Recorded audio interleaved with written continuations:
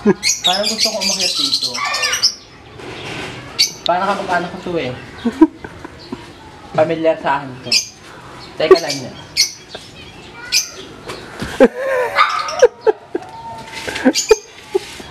Hoy! Oh! Balita ko, iniwan mo daw ako. At balita ko, nakabubuong ka na daw.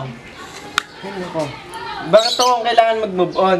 Eh, ako nga nakipaghiwalay. Dapat, ikaw ang nag-move on, hindi ako. So, ganon. I-break mo sa akin yung mabinigay ko sa iyo. Tulad ng ano? Cellphone, tablet, laptop, motorsiklo, tricycle. Ang cellphone, sinanala ko. Ang laptop, nasa kapatid ko. Pero sira. Tulad mo, mukha ka sira.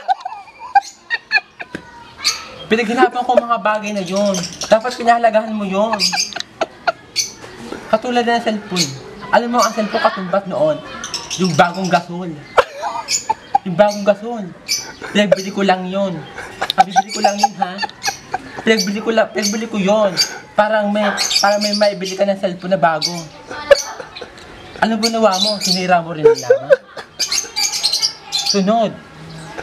Yung tangke ng gasol. Pinagbili ko yun dahil para maibili ka ng laptop. Ano ba nawa mo? Binigay mo na sa kapatid mo? Oh my gosh. Wala kasi akong pera, kaya ako pinagbili at sinanla. Kung gusto mong kuhanin yun, tubusin mo sa sanglaan. Ikaw nang bahalang kumuha doon. Yung nga pag move on mo eh, hindi ka maisangla. Hindi ko matutubos yun. Yung pa kayang nakasangla na mga bagay na dapat isangla doon. Hindi naman ako dapat mag-move on, kundi ikaw. Ako nga yung nakipaghiwalay sa'yo. Isipin mo, tama yung sabihin mo sa akin na nag-move on ako. Ikaw ang dapat mag-move on. Tingnan mo nga itsura mo. Mukha kang desperada. Grabe ka. Kaya ngayon, ibalik mo lang lahat ng bagay na dapat mo ibalik.